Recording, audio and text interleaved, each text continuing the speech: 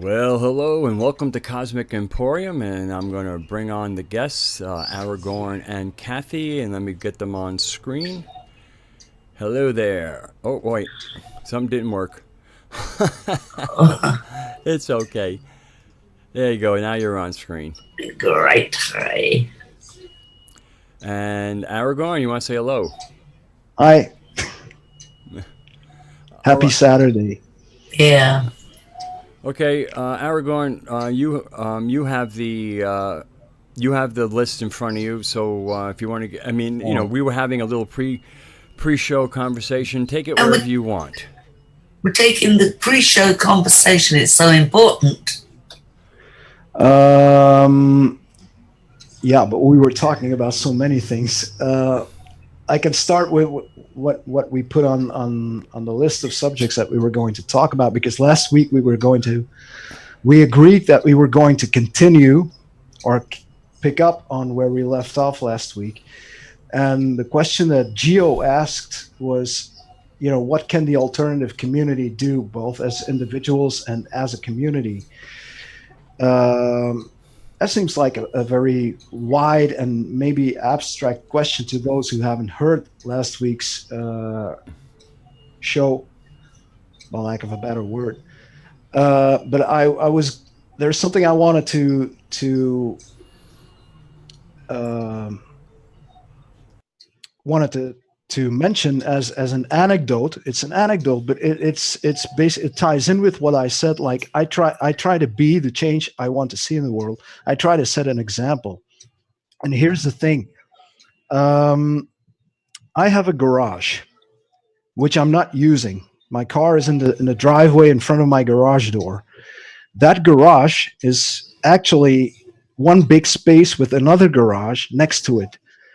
But when it comes to the property, so I have my share of that garage, and the other part of that big space is belongs to another apartment on the third floor. Now, this apartment is being rented currently by a couple. I don't know their age. The woman is in her 60s. The man could be late 60s, early 70s. And they asked me whether they could store some of their stuff in my garage. And now people have told me, given my financial situation and everything, they told me, why don't you charge rent for your garage? And I'm opposed to that. I don't want to do that.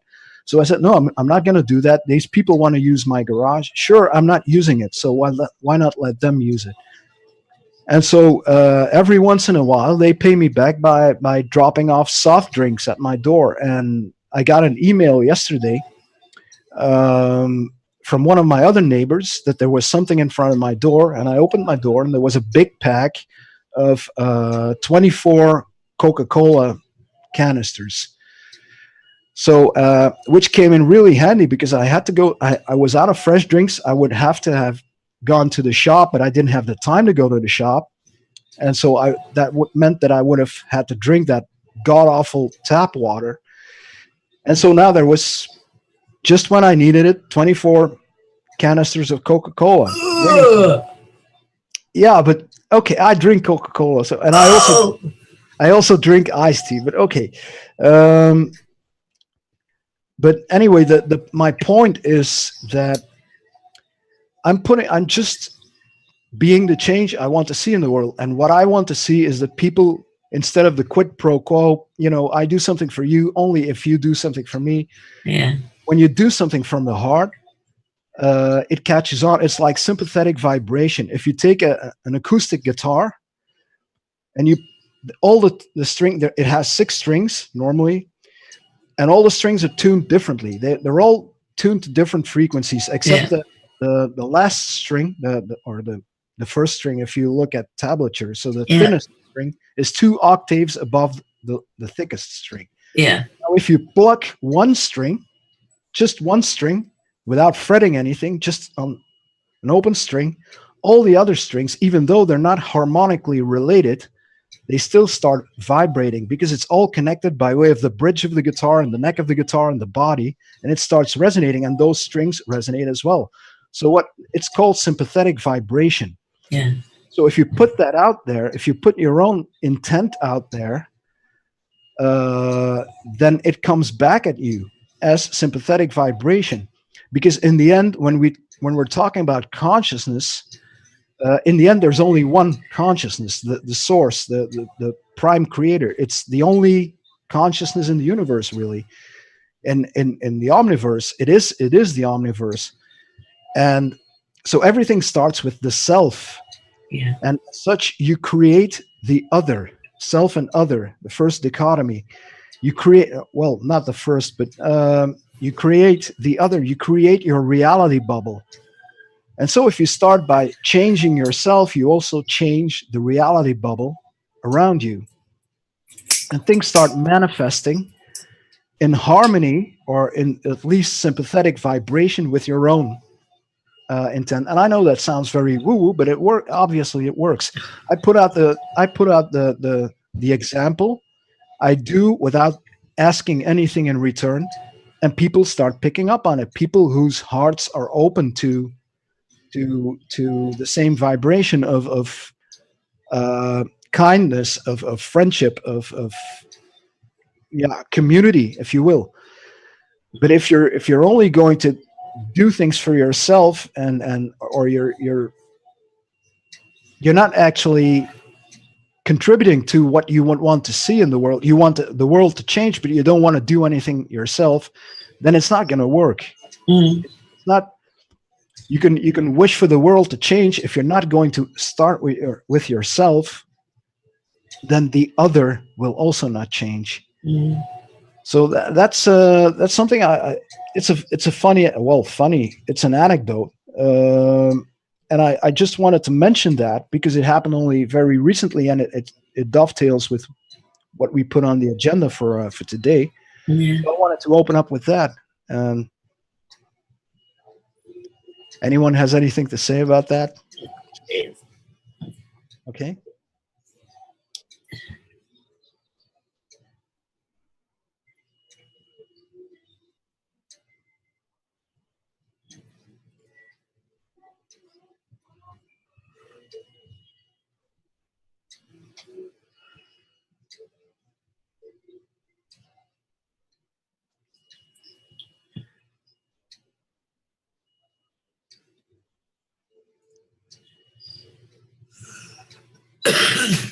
Sorry.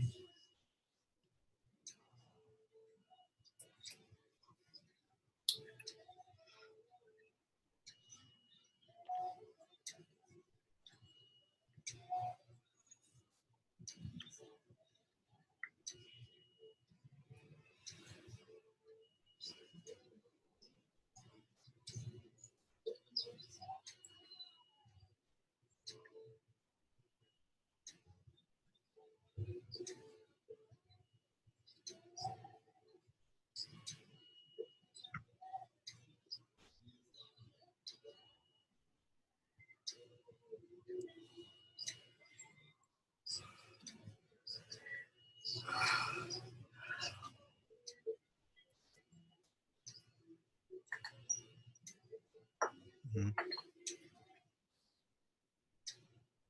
Mm.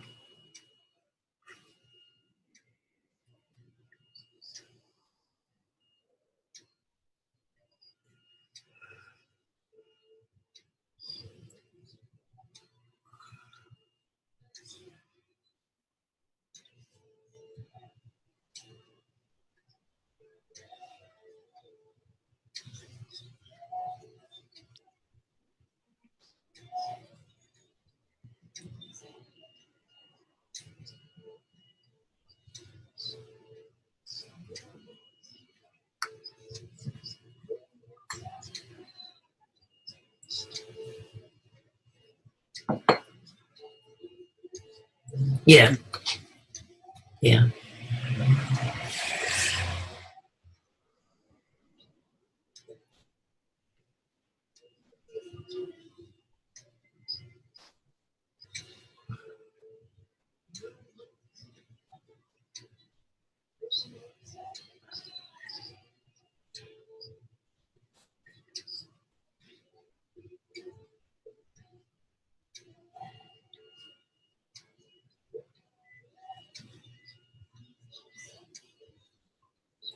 Mhm.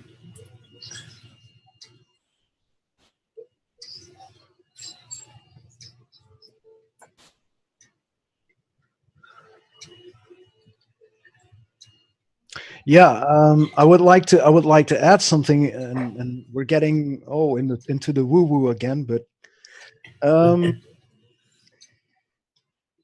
I don't want to. I don't want to make this about myself or my own story.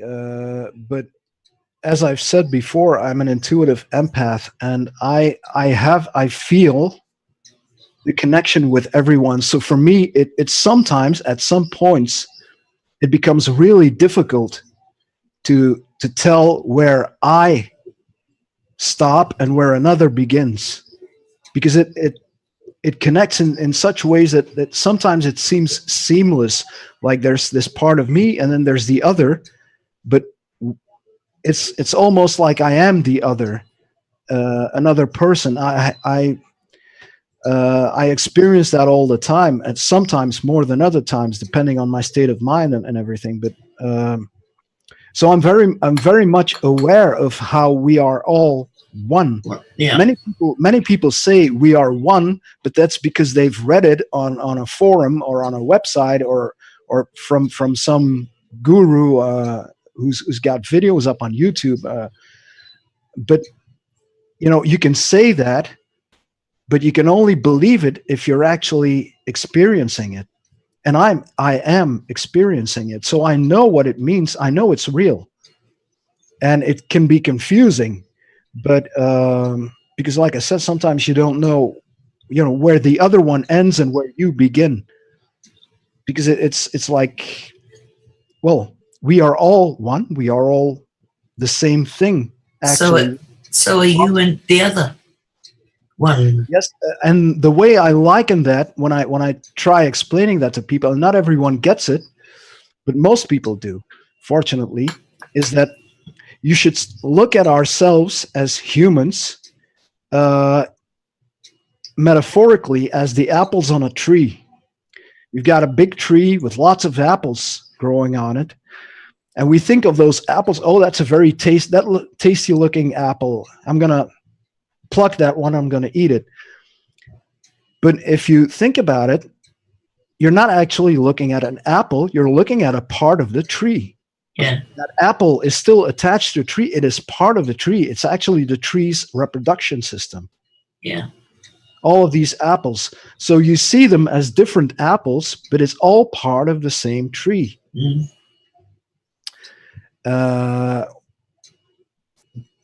And so are the branches of the tree. So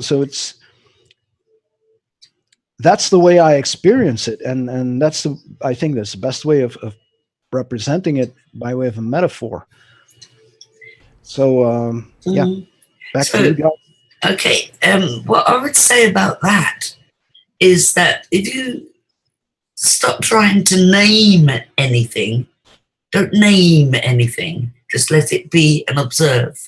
Exactly. Yeah. You'll get over that. You have to. It's when we start naming things and designating things that is useful in and of itself. In this reality only. In this reality, it is useful, but it's when we start naming things that we stop connecting them. Yeah. We start compartmentalizing them. That's right. Separating them out. Yeah, exactly. Which isn't very helpful, but then, that's life. And you don't need gurus either. You don't. You I've said it many times before, the answers are all in your heart. That's it. Yeah. But how many people really, and that puts us nicely back on topic, how many people really look into their heart and really know themselves? Well, because I think most of us have been dumbed down, we've been dumbed out, really, exactly. Which is why I think Mystic Brew is so important, because it's educating us again. It's rebalancing, I our think, condition. You know, I think, and this deserves to be said. I think our brother Radagast is doing an excellent job with his absolutely, yeah, brew videos. He's putting it out there, and not just for the forums, because it's on YouTube and wherever it gets linked. it will. People, and he's putting wisdom out there, and he's getting better all the time. Yeah, it's great. I particularly liked the one he did, the last one he did before, because he's going to upload another one, I think, right, shortly. Yeah, But particularly, so I haven't heard that one yet, but I yeah. like the one he did last week. And the week before, the week The last before one that. was The Battle for Humanity. Yeah, The Battle for Humanity. Yeah, that one. I really like that one. Well, because as I'm doing my research and for multiple things, and the Anunnaki, especially the Anunnaki story that doesn't come from Sitchin. I mean, as more people have learned to decode it, and Anton Parks to me is probably one of the main, really important man. He originally wrote in French, and now there's more English translations. And what unveils from the various Sumerian texts is not only the Anunnaki coming here for whatever reason, but first of all, there were already humans here. Matter of fact, there are stories of us raiding their gardens, and that pissed them off. Because they thought they owned their own land. We don't have a concept of owning land. And so when they grew all these nice orchards, we raided them. oh God, you went scrumping. And so so to me, the theme that is starting to come out is that ever since other beings of higher technological capacity have been here, they have sought to control us. We're too smart, we're too clever, we're organized, we work like an organism, and we have been a thorn in their side. Oh, Yeah, I've got it recorded. Yeah, so. We have been a thorn in their side, like since they've gotten here, and I think a lot of the current, we'll call the big three narratives, speak a lot of the annoyance of these beings with us and their attempts to control us with laws and everything else. Where when you go back into the more ancient things, it's very different. And again, they landed on a planet full of people that already had their connection to divinity. And so there's a huge story unfolding, and so that my last Mystic Brew was just a little slice of the bigger pie of who we are, remembering and waking up to how long we've been on this planet. That this is our planet, made for us. I'll call it laws. The natural laws are part of who we are and what we are, and this planet was made for us, and the other people can play because we have a very, very loving deity. But but we have to become the we that includes our planetary unseen sovereign, although you can see it in the form of the planet. But connecting back to nature and understanding that is our roots. We are like a field, and the field is nothing unless it's in the earth. And unless we reconnect with the earth and the consciousness that feeds everything that's alive on this planet, we will still be, to some extent, controllable. Once we reconnect, that control will be broken. Great. Yeah, and that makes it a sort of a two-prong affair then to get to know oneself, because there's, on the one hand, there's getting to know who we are as a species, our origins, our history, and on the other hand, there is also who we are as individuals. Getting to know yourself and coming to terms with yourself. And a lot of people are running away from themselves all the time, and I think this is one of the things that the proponents of the law of one and other reincarnation related I was going to say teachings, but that's not the right word. But yeah, let's call it teachings.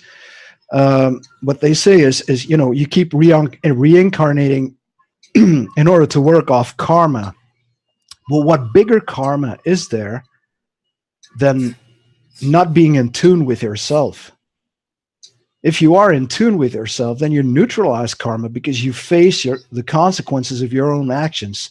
Yeah. And again, this is something which, through my connection with the oneness of everything, I am much more aware of the consequences of my own actions, and I will try to not upset the balance. If I make a mistake and somebody gets hurt, or hurt is a bad word, disadvantaged, if that is a word. So say somebody is at a disadvantage because of something I've done. When I become aware of it, I will immediately try to neutralize it again, and that is not just that is not at all to clear my own karmic baggage or whatever. It is because I care. Because when somebody's in pain, when somebody's suffering, I suffer with them. And when somebody's happy, then I'm happy with them. I feel their joy. And so I'm always trying to bring joy to others, to make other people feel happy. And so I'm very much in tune with the consequences of my actions and my actions in general. But how many people would be in tune with what they do? A lot of people, and I can name a couple of ex-girlfriends, a lot of people just go with whatever they like, and to hell with the consequences. And okay, if you don't like what I do, too bad on you. And that's a source for karma. Then you build up karma. It's a balance that was never rectified. That's what karma is, really. So thus far, my interjection. Well, Okay. Yeah. With like here's where we can work with pronouns again. The word history. Yeah. Okay, there's the pronoun his story. Now, Yeah. now, to me, the way we reclaim it isn't going, well, if there's a divine goddess, is it her story? No, it's our story. We need to recover our story. Because history is exactly what it's telling you it is. It's their story, and it's a patriarchal story, and it's favored in towards the masculine, and all the great accomplishments of war and power and control and law systems and all the rest of that. His stuff. And that comes through the Abrahamic religions. Yes, it does, but I'm trying, I'm being a little gentle here, because there are still people that connect from that, and so even in my mystic brews, a lot of it is walking delicately through that minefield and still trying to weave a coherent story that people can have their own aha. And it's like, if they're going to consider that connection, I want them to consider it little by little. And that's why I also post, Joseph Farrell has a beautiful, has some older interviews that he made about Yahweh, the two-faced God, and which he does a really, where I let him pick apart the cognitive dissonance that is presented in the form of that narrative of a divine being. I'd rather redirect people in his direction. Plus he has the credential. He has the scholarship. My mission is a little bit different. But karma, to me, when I think of things I've done in my own past, past that I regret, and if I had a time machine, I would revisit that. So I think that there's two, one is through reincarnation, you can revisit things, but also when you realize that all the other lives that your current, that seem like they're past or future, are in fact accessible now.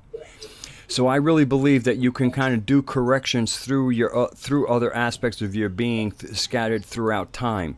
But the one thing I do want to dispel with karma is that it's a machine.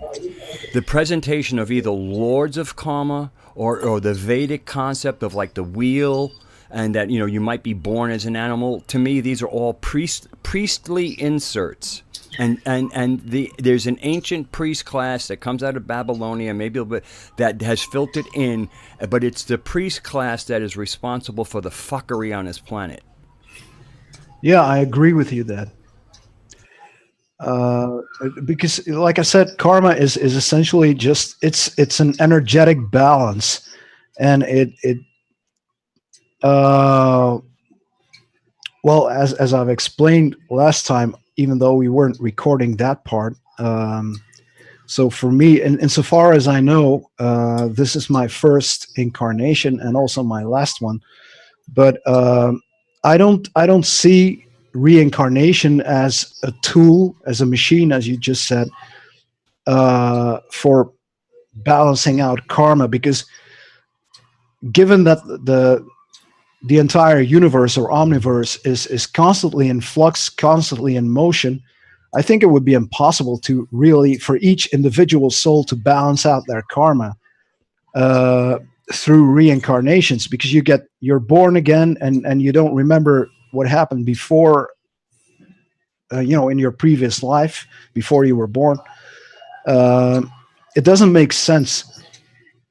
So I think reincarnation and karma they might have some sort of relationship in some contexts, but I don't think it's a rule. I don't think reincarnation is really tied to balancing out karma. I think reincarnation is either it's probably a choice. It's probably a choice. I agree.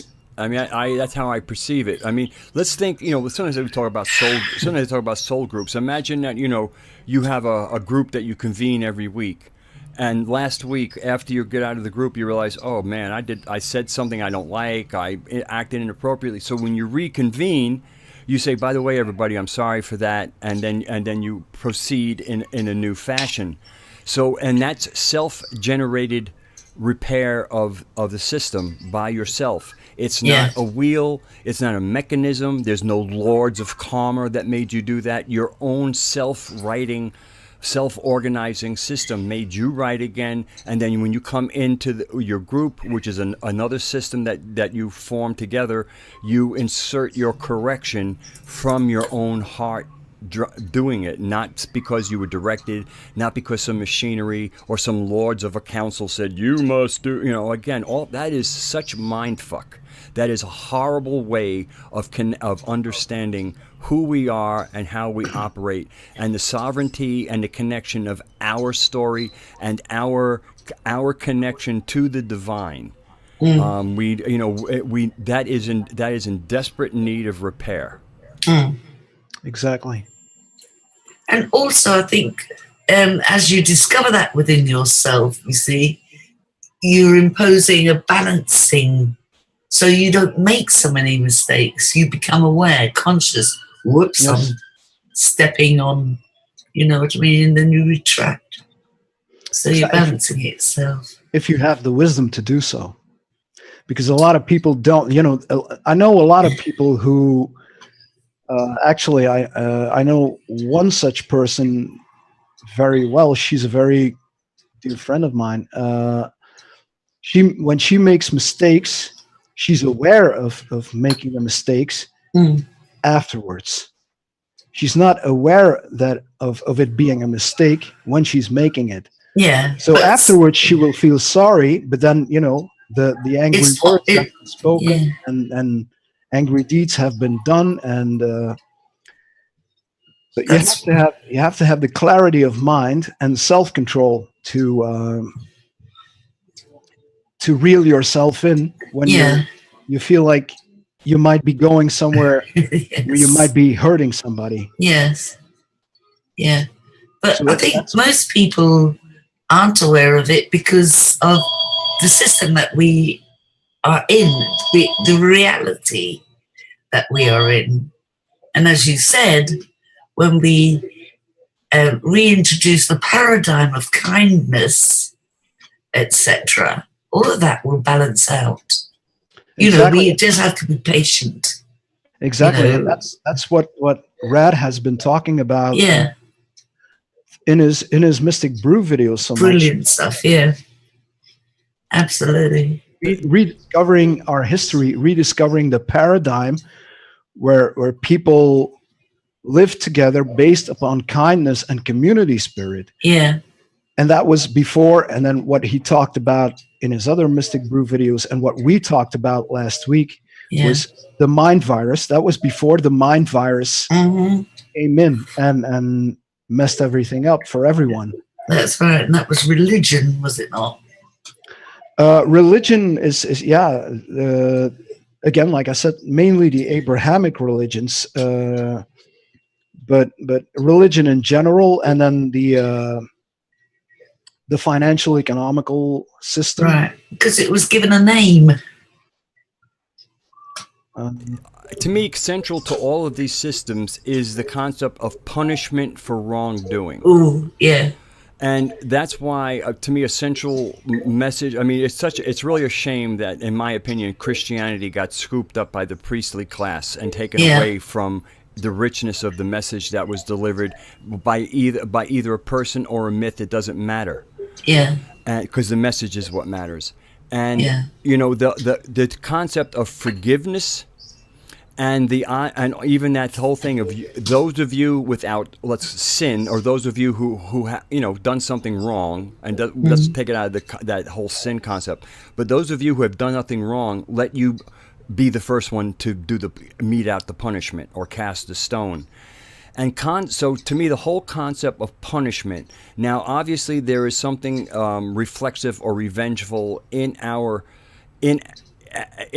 more negative states of response, but with religion there is a codification, a writing into the worldview that punishment is actually just, and it isn't the ugly response of somebody who's currently hurt, and the first instinct is to strike out. And to me, it's really interesting because I also saw some of the real ugliness on this planet as a form of cancer.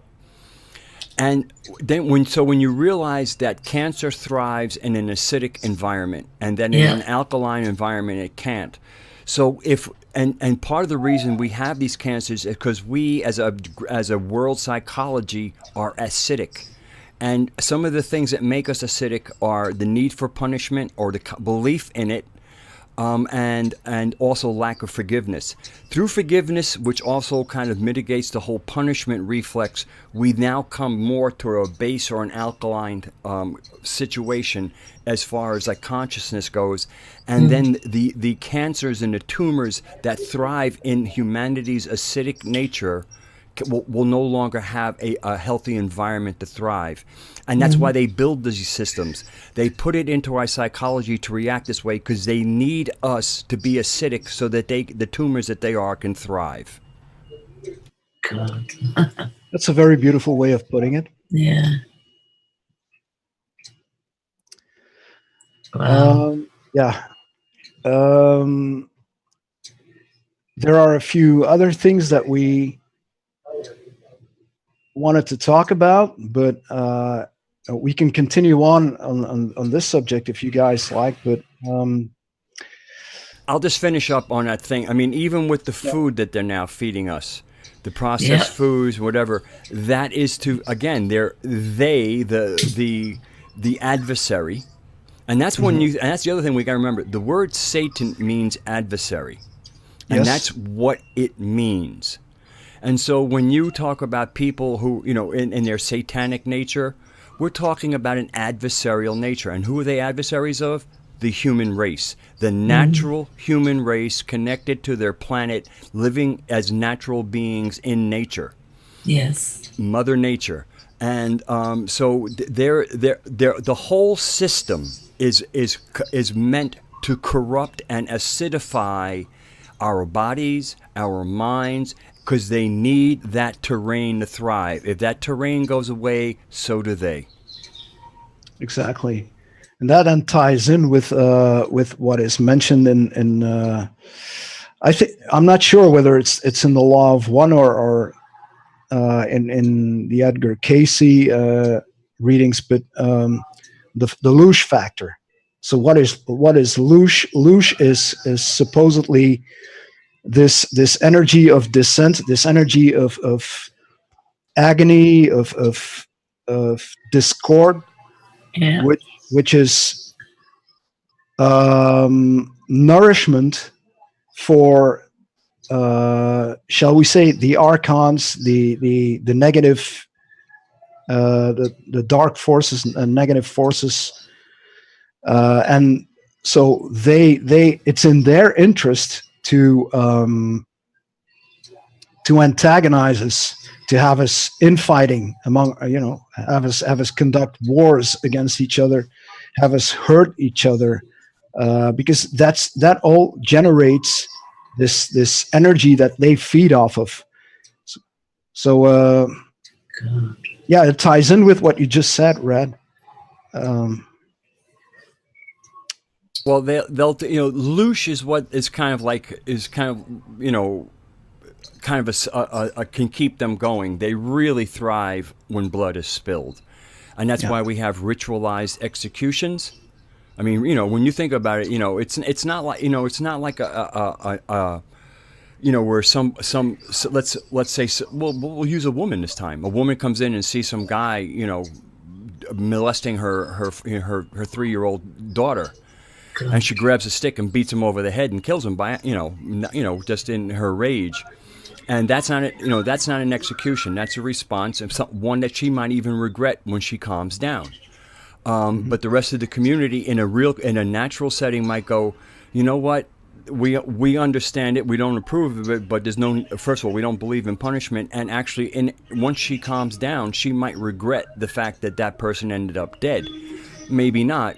But again, the natural law that we're meant to live in is where we decide how things work for us. We don't have some kind of overlord, and then if they decide to invoke their death penalty, it's people show up to watch it.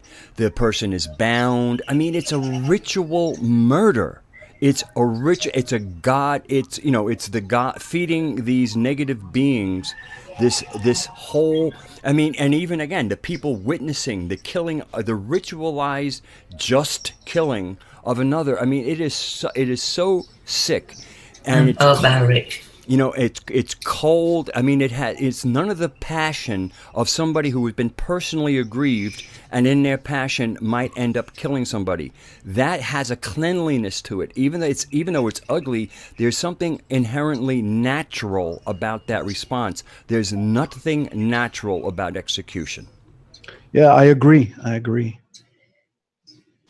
And that's one of the things why, as I said to you when we were talking earlier this week, why I have such admiration for the Native Americans, because they of all the modern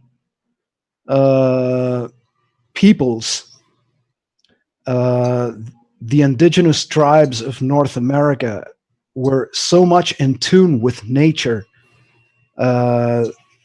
They lived truly in balance with nature, and they lived in wisdom. And sure, there were skirmishes between Tribes. tribes, yes, just like clans and go to war with one another, but they were in tune with nature and with life itself.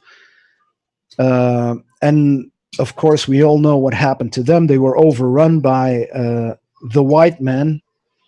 And his cross. Yes. Oh gosh, yes.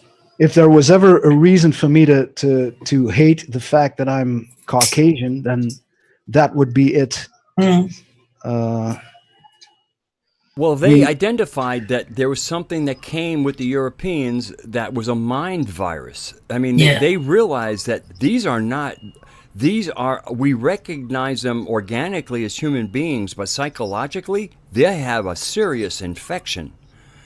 And they saw it. It's as clear as day. And when we get clear again, you see the infection in others, and you also see this. You see many of the sources, and they're all from one.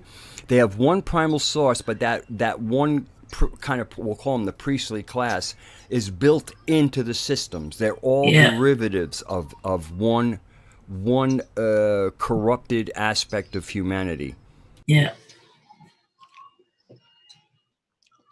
All right, we can change the subject. We can pick up one of the other topics. What are we? We're almost 40 minutes into this show. Okay. Well, one of the topics that was brought up was the fact that there's this guy on YouTube he calls himself, well, that's his name, Mike Waskowski. And he has done this entire video on Daniel List, also known as the Dark Journalist.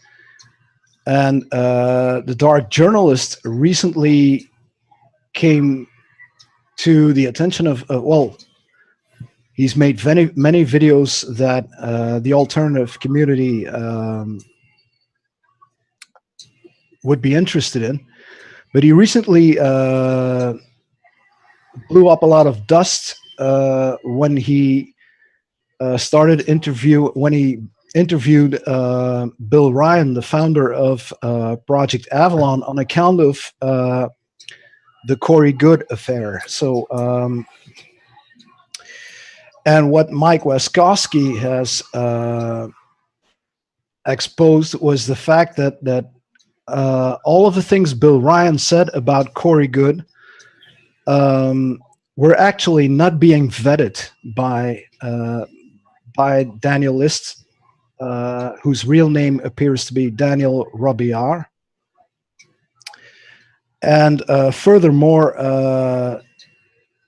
Mr. List also did not poll with the other side of the equation, namely with Corey Goode himself or with David Wilcock, or for that matter, Michael Sala, who's also in support of Corey Goode.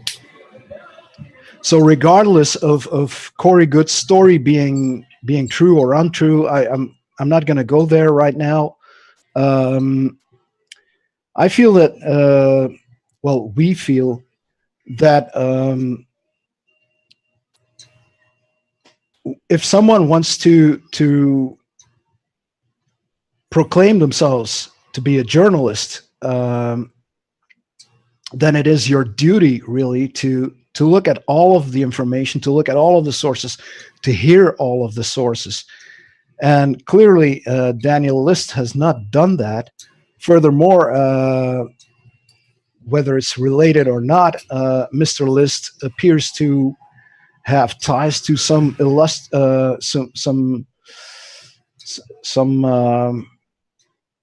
Illuminati type of record company or something like that. He's supposedly a musician. I didn't even know that. Wow. He put out a few albums apparently, and the record company that he's affiliated with, I don't have the name on the screen right now, but this record company is engaged in a lot of what you could consider Illuminati style ritual practices. So including all of the orgies and the symbolism and the masks and the whole thing. So there's something very sinister about that. So I don't think that Mr. List would be the person to vet Corey Goode or David Wilcock. So to me, that's just another distraction that has popped up. Another, whether Corey's story is true or whether it's not true, is just this whole series of interviews that Daniel List did with Bill Ryan, and there were many. I don't know how many there were exactly, but there were many interviews, and they were long too. That's just, to me, it's just having us chase our own tail again, like a Yeah. dog in circles. Yeah. Any thoughts on that?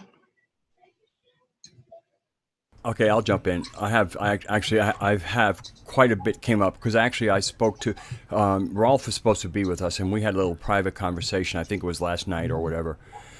I think the reason they're going after Daniel is because Daniel is actually the most credible person.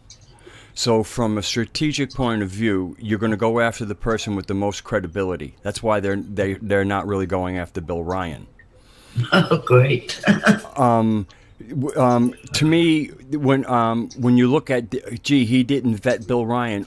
If you go on to Project Avalon, and I mean, he's been around, for 7, 8 years.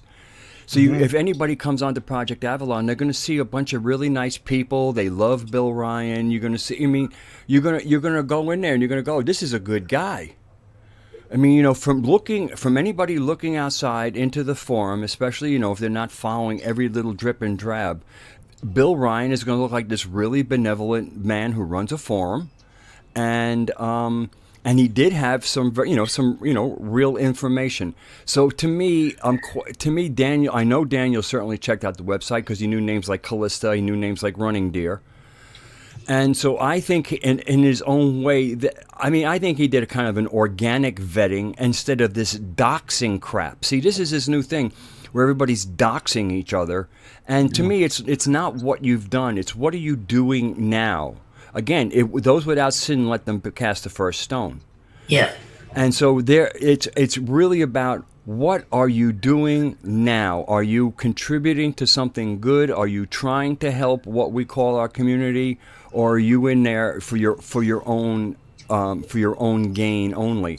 And I have to give. I'm not going to say Daniel is this most impeccable journalist, but to me, he's a human journalist that doesn't have an agenda that is hurtful for himself, and nor do I think he's trying to gather, like a following per se, other than anybody who makes content wants viewers, because that's the whole point.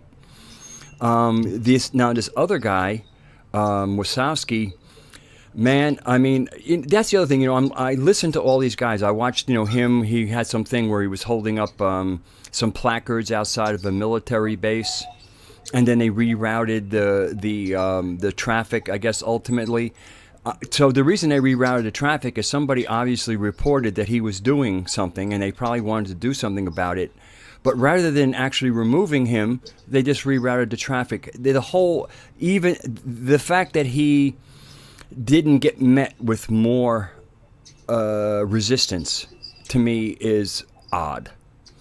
And this there, man, I've watched some of his videos because I want to hear his language. I want to see his body language. I want to get a neuro-linguistic thing from him, and it is not.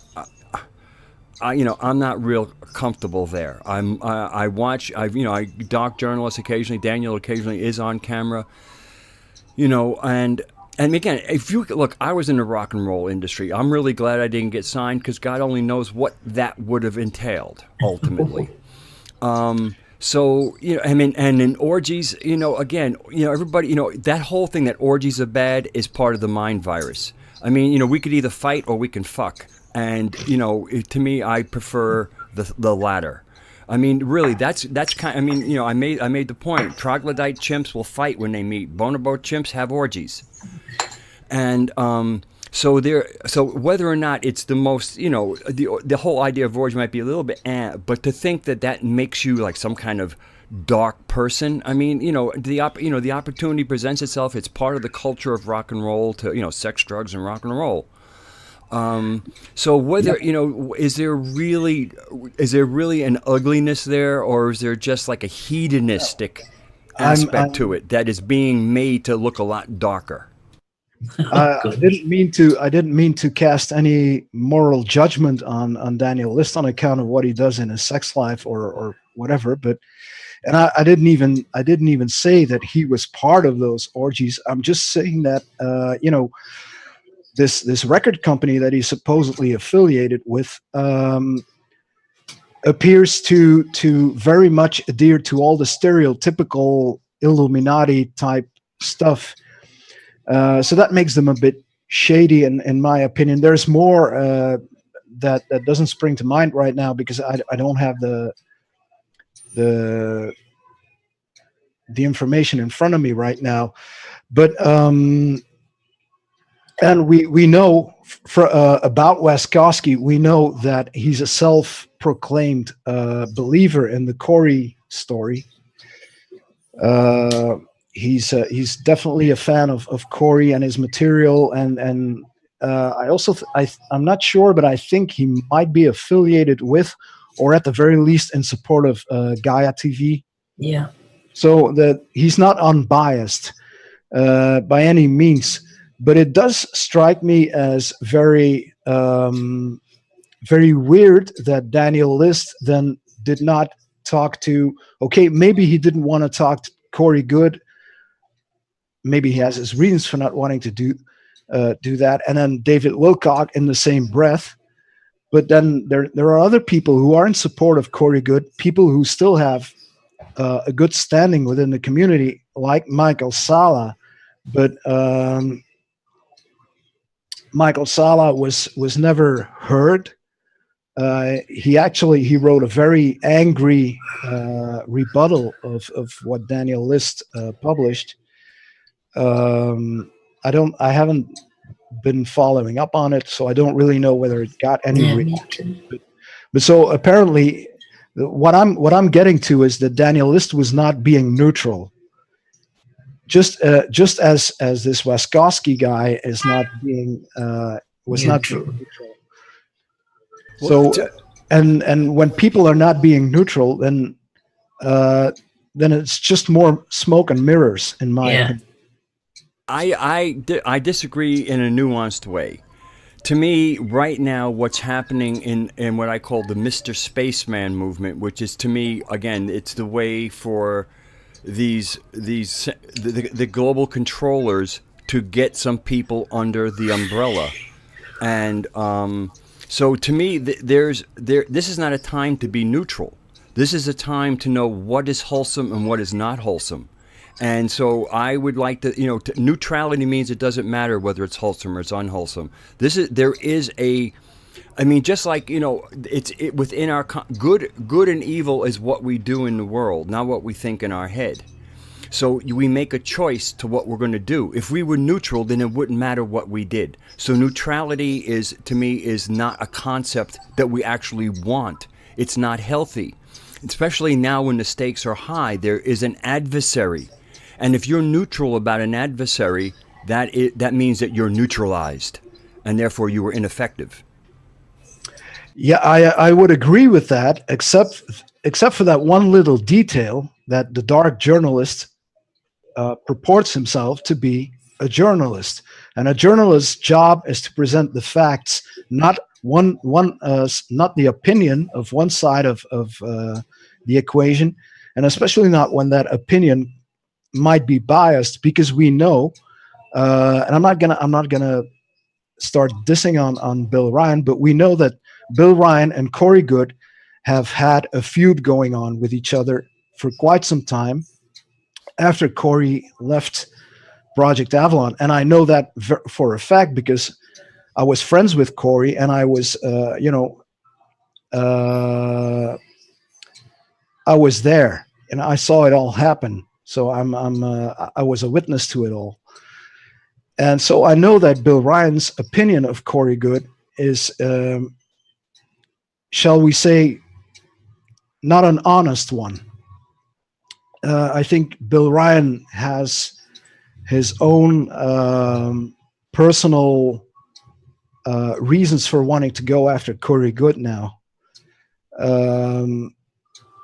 Or again, because for a while they didn't seem to be interacting anymore, but now with these interviews from the dark journalist being published, and then of course Corey's side will be retaliating to that, and so the whole thing flares up again, and you get one more distraction, but you're not hearing any actual facts, neither from Bill Ryan's side, nor actually from this Mike Waskowski, because Mike Waskowski himself, is self-admittedly a Corey follower, actually a quite devout follower.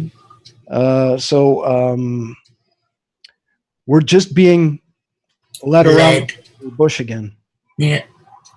Okay, let's take the word journalism and journalist and look at it from an organic perspective. Journalism is a relatively modern contrivance. All right. And it's part of journalism. Ultimately, the why it was formed was mind control. Journalism is a form of mind control. The acclaimed neutrality or no bias is a bullshit story. And because there would have been no journalism just to be unbiased. There would have been nobody would have put in the money to buy these things to be unbiased. The reason certain people bought newspapers was to get their opinion out there. That's the editorialism, the op-ed, the opinion editorial. Journalism is by its very nature not neutral, and it's a construct. It's a system construct. Because again, naturally, how do we get news? We tell each other. We communicate with each other. I mean, one of the main ways of creating fear is that you're in your neighborhood and you've got good relationships with all your neighborhoods, but you come into the TV and some murder 1,000 miles away is blown out, and you're going, "Oh, it's a dangerous world." The whole journalism is part of the virus. So to me, when we try to apply, like, "Oh, is he a journalist? Is he whatever?" To me, he's one of us. He's an organic person trying to get a story out as unbiased as possible, but we have an adversary. We can't be unbiased against an adversary. It doesn't work. Like I said, that to be unbiased is to be neutralized, and neutralization is at least is a minimum desire of an adversary, to neutralize what could resist it. Well, okay, I see your point. Yeah. I was just approaching it from the from the point of from the vantage of just putting the information out. But yeah, I see your point. How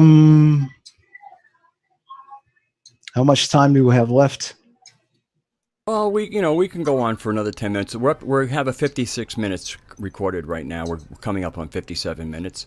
Do you want to talk about the community a little bit? Yeah, but I'm not gonna start that off. I would rather pick up because I've already said my piece about the community at the beginning of our recording. So I'm gonna let you guys throw things out there. So be my guest. Come on, Rhoda guest. I was kind of like looking into. I was off camera looking at to get that email with all this stuff in there. I get. Excuse me. The community is a little bit tricky. And that's why I think what you said, Aragorn, at the very start of the show about we just need to make sure that we're fit for duty. A good community is made up of good, solid people who know themselves, and I think there's a lack of that as a broad look at things.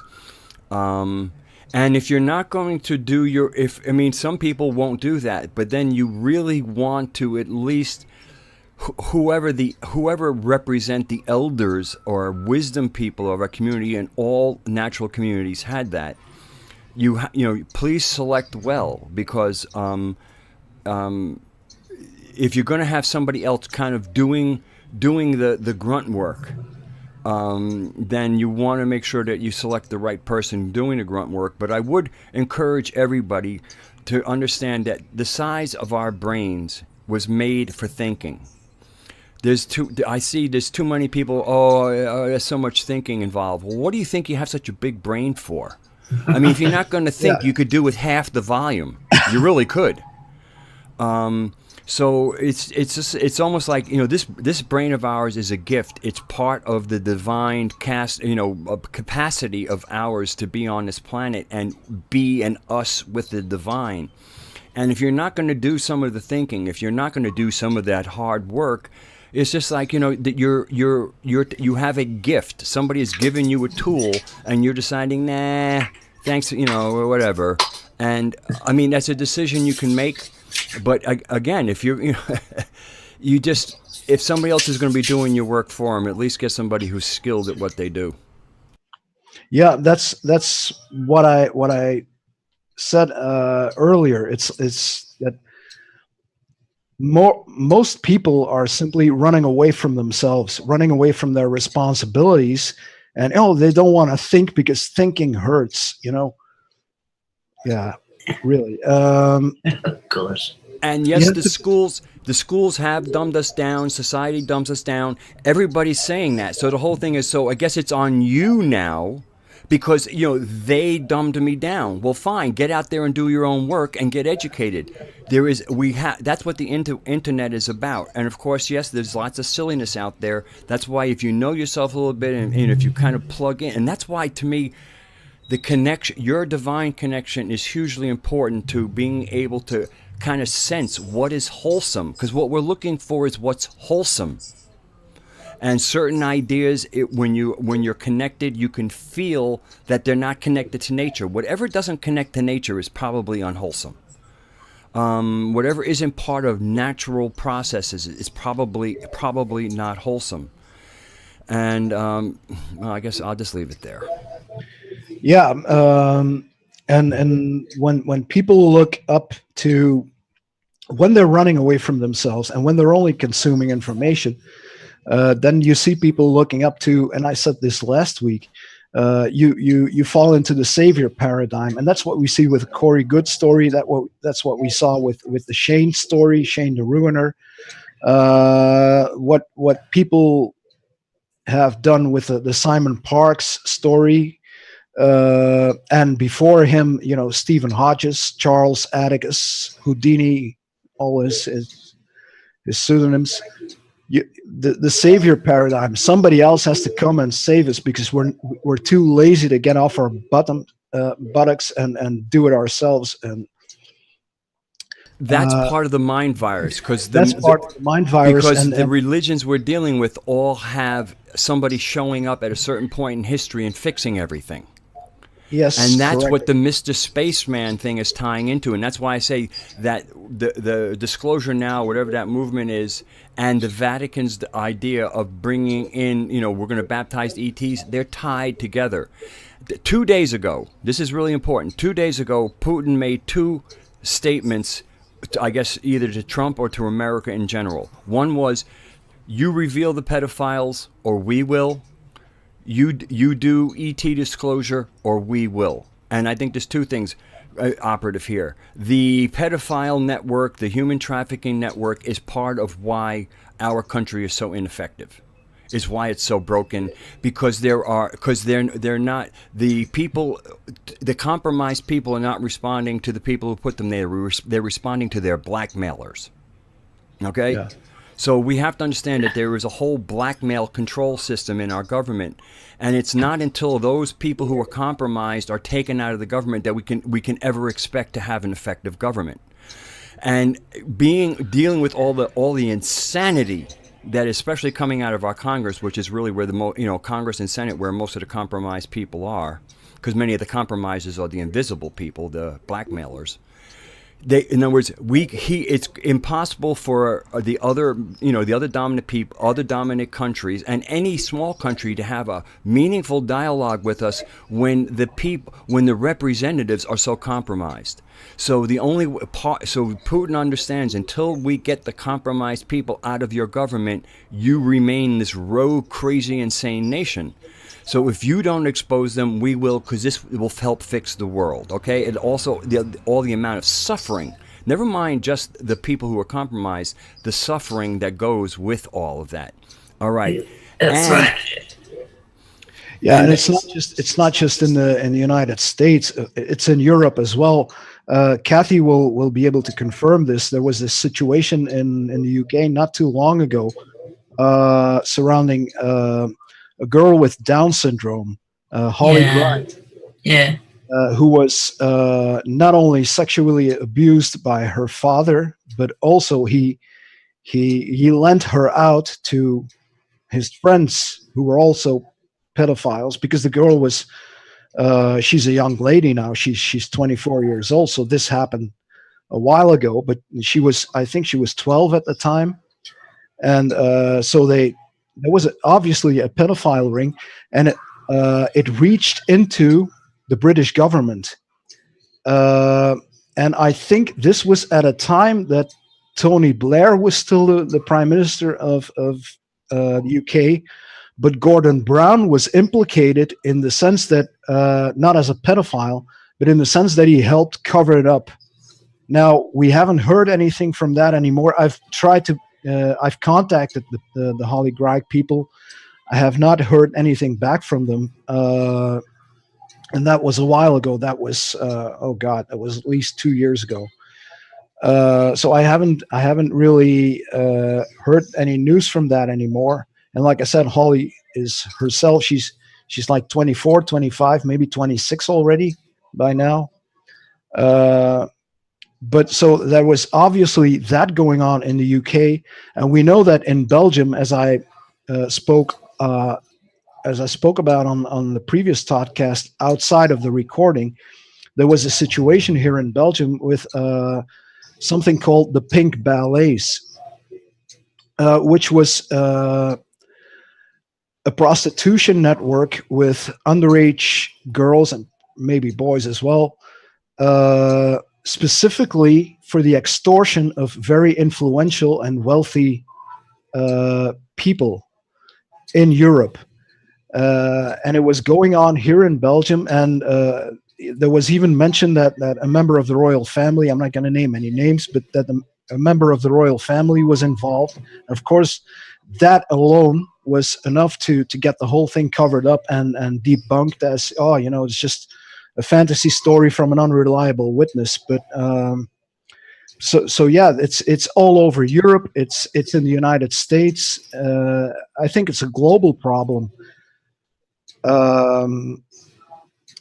And there's probably some of that going on in Russia as well. But it's if Putin put pressure on Donald Trump on account of exposing and not just exposing, but getting rid of the pedophiles and making up for in so much as possible for whatever they've done to whomever they've done it. Then that's definitely a positive sign. And I've said it before, Putin is no fool. No. He's a statesman rather than a politician.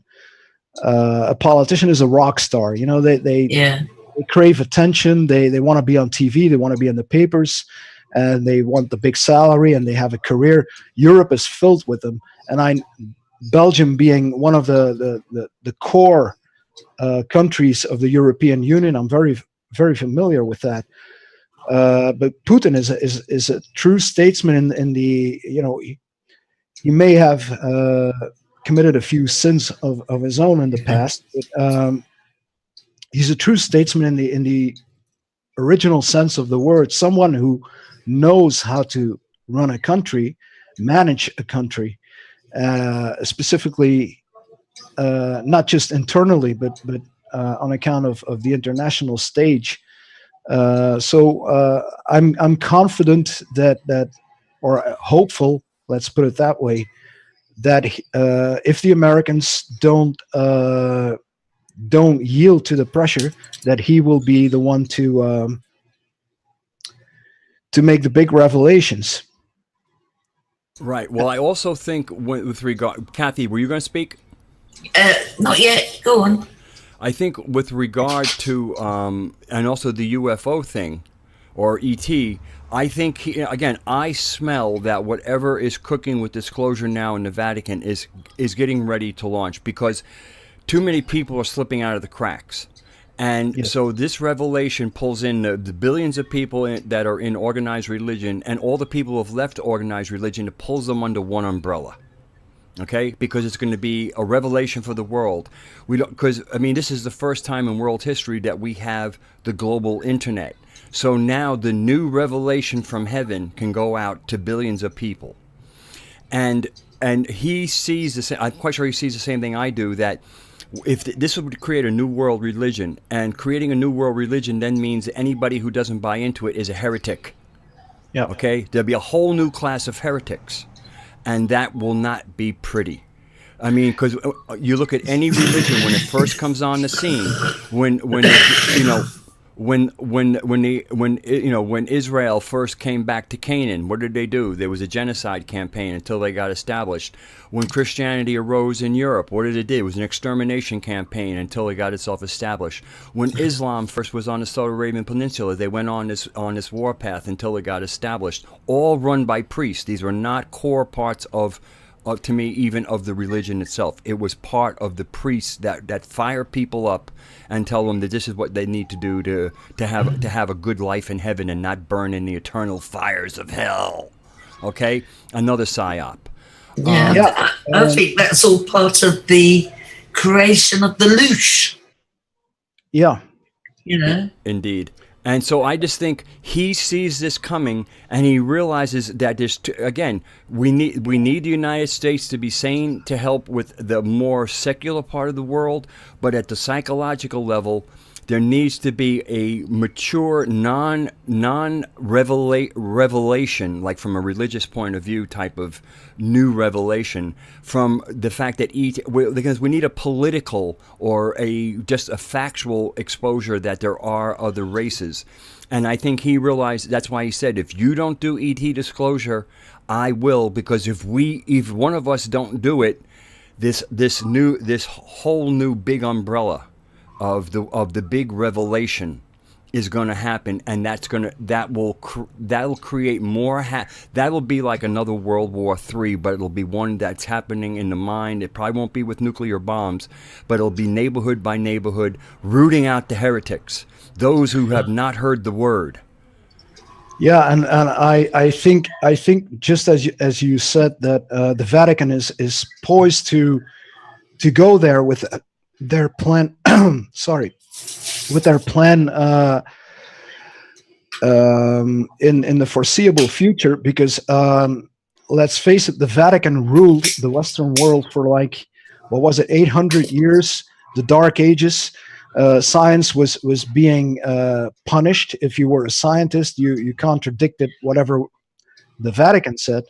You were punished, put to death, tortured. Not in that order. And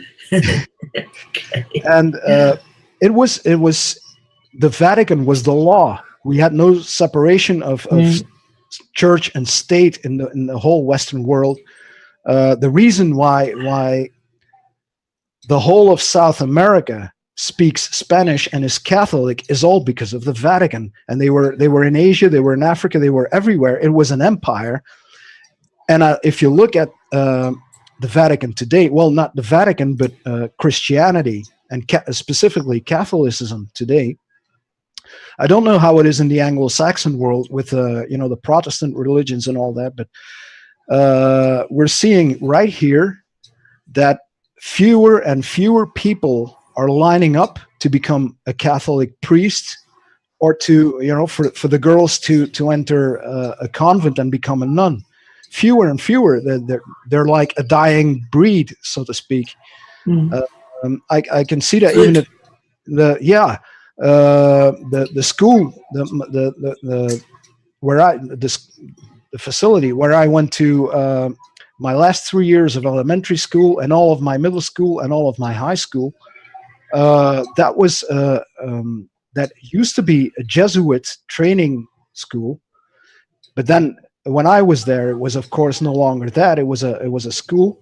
Still, it was a boys only school, but it was slightly more secular. But it was still being run by Jesuits. If you look at that same school today, it's being run by laymen. There are no priests there anymore. Wow. Maybe one or two, but So it's diminishing. They're losing their power from having gone from a virtually global power, controlling certainly all of the West. Yeah.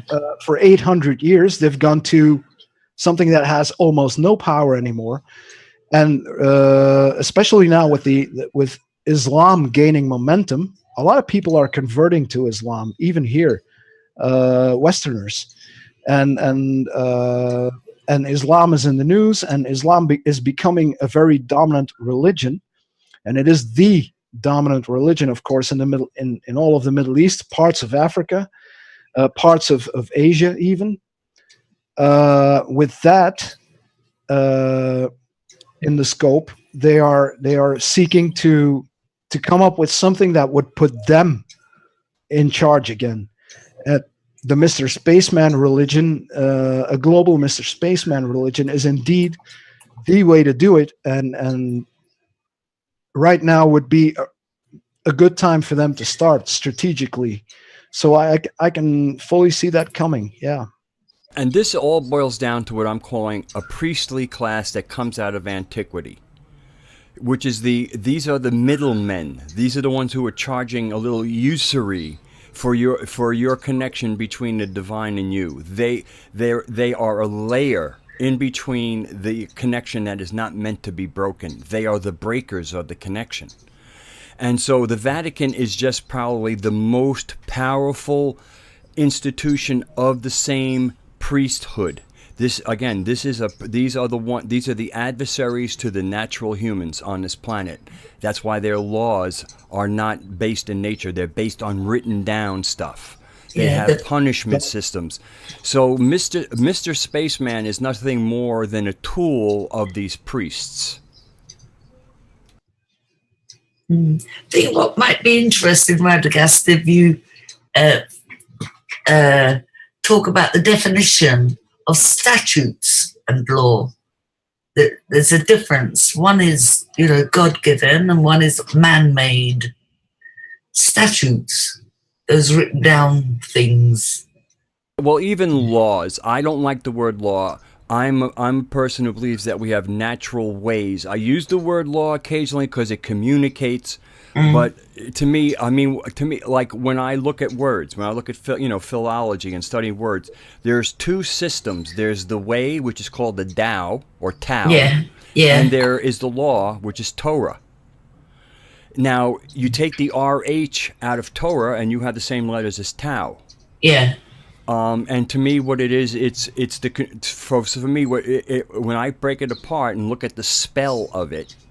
The spell of it is basically these priestly class see us as monkeys. So RH is what makes Tao different in Torah. So it's kind of like, and RH is the natural. All of us kind of have some monkey blood in us. The natural human being is RH positive. And so for me, what it is the way we have the way, they have the law, which is the way to control monkeys, the RH people. The RH positive people.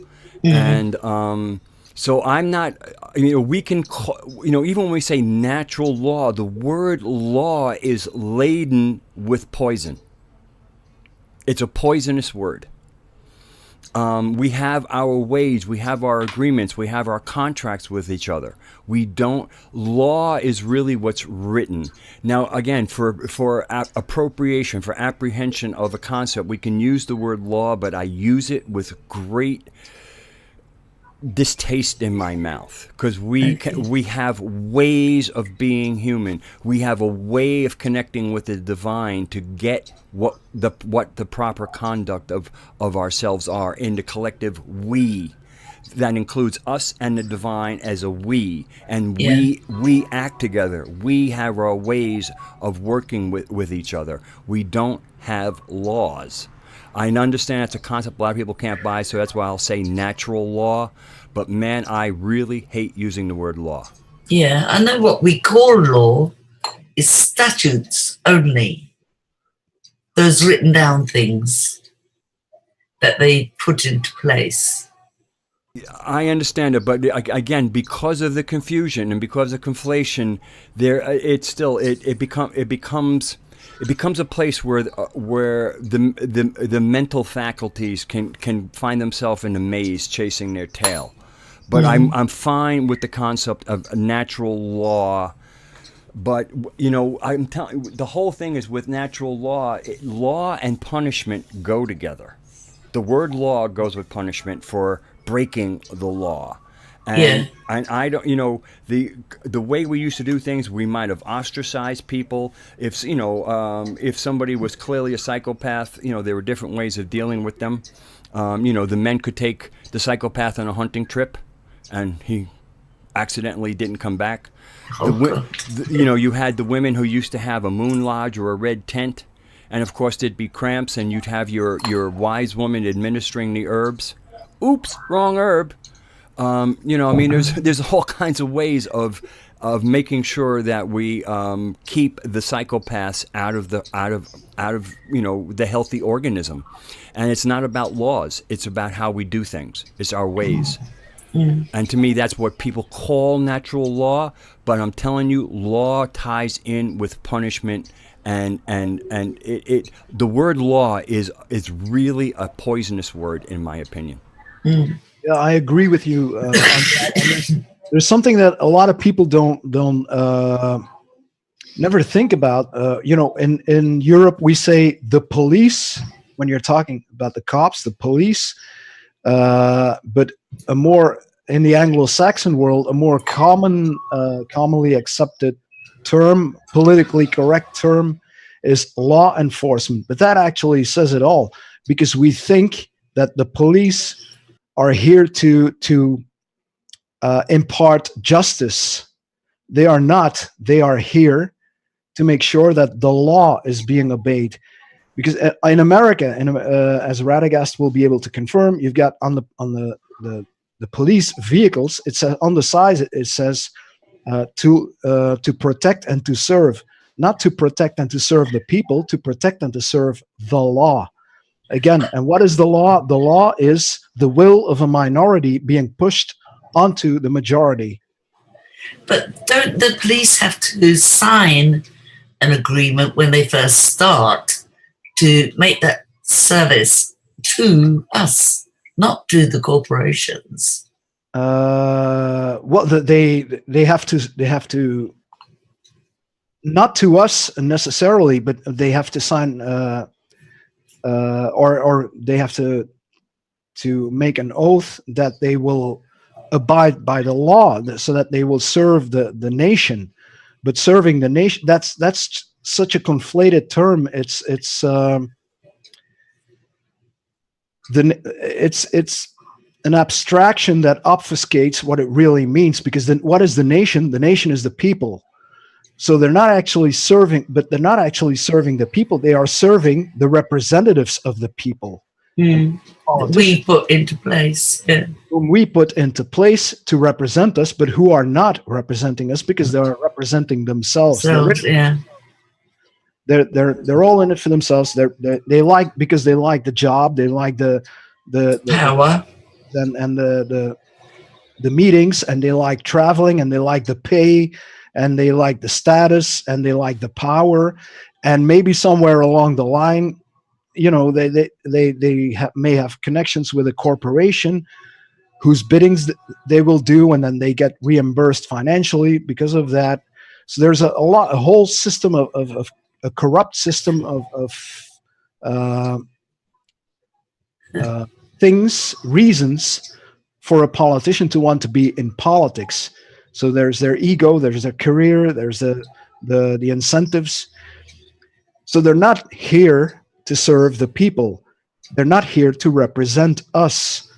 But it is them who make the laws, and it is them who commission the police with enforcing the law that they make. Yeah. So what we've got is a minority that makes the laws, and a slightly larger minority who, by these lawgivers, are mandated with the carrying and use of lethal firearms in order to keep the rest of us towing their line, basically. So it's in a way, it's no different from the feudal systems in the Middle Ages, Mm. when you had the kings and the queens and their army of knights, or in Japan, the samurai, who were the military of Japan, and they were the privileged caste, and they rule over us, the plebs. Minions. Yeah. Yeah. So it's David Icke talks about this a lot. It's that pyramid structure. Yeah. So the few controlling the many through many different layers that always get broader. Okay. And we can pull the plug out by removing our consent. Exactly. That's removing our consent. The only way I see us, and that brings us back to the original topic. It's really beautiful. The only way that I can see that the community can make a difference is through the grassroots. If we all say, we will no longer obey your laws, we will no longer abide by your rules. We selected you to represent us, and you didn't represent us, you represent yourself. So we relieve you from your role as a representative of the people, and we will govern ourselves. But only if we can say that en masse, Yes. will it have an effect. They can't lock us all up. They don't have the manpower for that. They don't have the detention facility for that. We would clog up the system. Exactly. But we have to do it together. Yeah. All of it, the grassroots. And that's what the community Needs to do. They need to do it. Needs to do. Yeah. The question is, will they? So that remains. There's so much of the psychology, again, that really needs to be clearing out. I mean, when we look at common theft, most theft is done by people you know.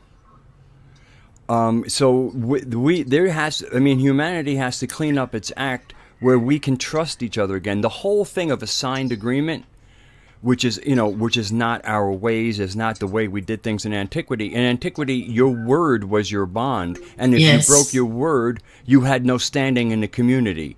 The whole thing of signing an agreement is one side doesn't trust the other. And what my whole thing is, it's the controllers who don't trust the humans, and they want you to sign on something so that if you screw up, because they first of all they gave you a crappy deal, probably in the most case anyway, but they want to be able to call enforcement against you should you abrogate your written agreement.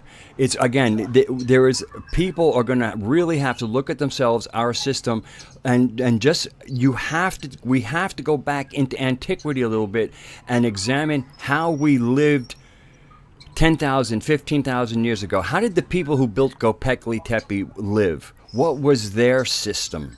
And then we might be able to start tying into what we need to return to, not as a way of living per se as hunter-gatherers, but the communal spirit, how we live close to nature. You have to get how we were so that you can take that feeling state, look into the world so that you can feel how wrong it is and where it's wrong. And then, again, when some people go, well, without the police, everything would break down. The reason and they're right, the reason it would currently break down is because we're broken. And so until we're not broken, without that, things would get a little chaotic. So that's why if we want to be free and responsible again, we have to stop being broken. This way here, if law goes away, society doesn't break down, but a broken society will break down right away. All right. So do you think it's possible that by thinking the way we do about things that we disagree with is perpetuating what we're in, the reality that we create with our thought? There's a part of that, but it's also, how did we used to communicate? We used to communicate in communal spaces, around the campfire, whatever that took, and that's how we work things out. So there's a reason for it to be local, but again, we have been so separated that the dialogue that is necessary for the kind of coherence and working together, that's another part of a broken system. Okay. I'm going to set up our campfire now. I think. It's really about us being able that we set aside our differences with each other. And that's what, and then of course what there usually was somebody or some group that represented wisdom, and the whole idea of being wise in your people is to allow your use of language and your use of common sense and that connection when somebody's a little bit off, where you try to make enough of a case where it makes sense. The wisdom of your words is apparent, and if it's not apparent to the person making a problem, it's apparent to most people there. So then there's the social pressure on that one person. It's like, you know what, you're a little out of line here, and that's where ostracization used to come into communities. Where, if somebody's severely ostracized, people imagine like being a ghost, and you want to talk to somebody, and because you're dead, they can't hear you, and you wish you could interact with them. Imagine being alive in a body, and because you have so misbehaved that currently the people are ostracizing you. It's like being dead, except you're not. Yeah. Yeah. That's a description of depression to me. What, like being dead but you're not? Yeah, feeling you're dead but you're not. Correct. But I mean, that apparently ostracizing was a big way for communities to bring somebody who just decide, I'm going to do it my own way. They're going to find, you want to do it your own way? Boy, are you on your own. Go ahead, be on your own. Yeah, and that's the kind of punishment, if you want to call it that. I would don't want to call it punishment. I do not want to call it punishment. It's a corrective action. Yeah, again, a corrective action. Because you want them to come back in. It's not punishment, but first of all, they're acting out. They're disturbing the system as an immune. It's almost like an immune response. It's like the organism is not healthy because of this thing, so you need to kind of like build like a little lipoma around it that is. That can be broken down the moment the person wants to return. It's not a punishment. It's a kind of a quarantining, and a quarantining is for the protection of the organism. It's not a punishment towards the thing that needs to be quarantined. It's not punishment. Yeah. Sorry for the wrong word, but that was just the word that popped into my mind. But you didn't let me finish. What I was gonna say is. I'm using the word punishment as a generic term, but I was going to say that's the kind of punishment that actually has an educational purpose as well as a protective purpose. It's not retaliatory. It's not like we want to do away with we don't like this guy, so we're going to lock up him in jail, or he committed a crime. Let's retaliate. Let's put him in jail for life, or let's. As it is in America, still, at least insofar as I know, the death sentence. Those are retaliatory things, and they don't make a difference, because one of the big excuses that the proponents of the death penalty come up with is it acts as a repellent. If you execute somebody, it will repel crime. It will disencourage other people from committing the same crime. No, it doesn't. Psychopaths don't care about the consequences. They do whatever they want to do, and they're gonna do it anyway, whatever the punishment is or the sanction is. Or so back when people lived more in a, shall we say, tribal environment, by lack of a better word. It was like Radagast says, people were gathered around, the circle of wise men sitting around, and women sitting around the fire, and the community deciding as a whole, we're going to ostracize this person for two reasons. One, they will be away from us. They can't harm us anymore.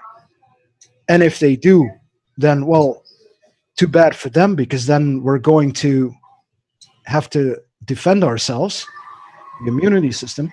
And the other thing was, if we're ostracizing this person, they're going to have some time to think about what they've done and why they've become ostracized. So it was correction, correction of behavior, social correction, and we don't have that anymore. What we've got now is an institutionalized, an industrialized system of justice, which doesn't serve justice at all. It deprives all errors to be corrected. In fact, given time, the person who committed the crime might realize what they've done and recover. Exactly. You see? They don't allow for that. It's unfair. And I don't think we, as humanity, has a right or the ability to make judgments like that on other people. I agree, and especially not especially not executions, because Radagast addressed it earlier. When the death sentence, if you look at the common death sentence and how it's executed, you have that person in detention. They're already in detention. They can't harm anyone. They're already in jail. Yeah. And then you're going to take an unarmed person, because they're unarmed and they are being detained already, and then you're going to put them to death. So you're basically doing what is, or somebody wrote that on the form. It may have been Radagast. Somebody wrote that at The One Truth. An execution is basically doing what the law says is wrong to do. Yeah, exactly. Well, again, it's a conflation of words. The execution is the execution of the command, or the execution of the thing. It's really what it is. It's ritualized murder. Yes, but they call it an execution. And again, and another thing, like our jails, they call them correctional facilities. This is one of the things that these parasites do, is they try and cover criminal behavior with words that they know make sense, but when you look at, if you look at what that word's covering, you go, oh my God, they're calling a cesspool a garden. And exactly. It's not a correct. It's no more a correctional facility. It's an educational facility for criminals. You go to jail and you become a bigger criminal, because in prison you learn the traits from other criminals. And there's this really beautiful movie about it. It's actually a quite shocking movie, not so beautiful, with Tom Selleck, and it's called An Innocent Man. And what it's about, in short, is the leading character, played by Tom Selleck. He's an innocent man who is being arrested for a murder he didn't commit, and he is sent to prison. And meanwhile, his family and so on, they're trying to prove that he's innocent and reopen the trial and all that, but that takes time. And while he's in prison, he becomes involved in a situation where the only way out is to kill somebody. And he does. So he kills somebody in jail, a gang leader, one of the big, the really big criminal, and he has to kill him, and he kills him by way of so he has this job where he works with glass, and so he makes like a knife out of glass, and he carries that with him, and so he stabs that person and then breaks off the handle. That's how he was told he should do it, because by breaking off the handle, they can't remove that piece of glass out of him in time, and he'll bleed to death. And he does. And then at the end of the movie, it is indeed discovered that he was not the murderer, that he was not the person who committed the murder that he was convicted for. And he is let out of jail, and he is a free man again. But now he is no longer innocent, because in jail, he killed a man. Yeah. Well, I worked for one of the top 10 law firms in London, where pro bono work was done, all over the world. In Jamaica, was somebody put in jail for a murder that he didn't commit. And so he was in jail for years while pro bono work went on. And eventually, the one who did the murder, whom he knew, was put into the same prison and he killed him. Right? There's another movie called Piggy. Oh, movies. Oh. There's another movie called Piggy, which is about a guy whose brother was murdered, and he used to be a bit of a wimp. And the friend of his brother befriended him, and eventually, they killed off the whole gang who murdered the brother. And there was one put in jail. So to get after him, the guy committed another murder and was put in jail, targeting that, to commit his final revenge. Very uplifting. The bottom line is either way that in jail if you are already a criminal, if you are somebody with a criminal mindset, and you go to jail, then it's not correcting you in making you return to society as a healed individual, someone who comes to terms with their lot, with the consequences of your actions. But rather, when you go to jail, there's a bigger chance that once you get out of jail, you become a bigger criminal. So they're not correctional facilities at all. So that was Radagast, what was you going to say? I was going to say it's time to close the show. Oh, right. Okay. We're at an hour and 40 minutes. An hour. Okay. And, discussing Hollywood is a show closer for me. Yeah, no, this isn't a Hollywood. It's a British-made film. It wasn't. We're not discussing the movies as such. We're discussing the concept of the situation. I know what's going on. Anyway, we're an hour 40 minutes, so I think we have a good show here.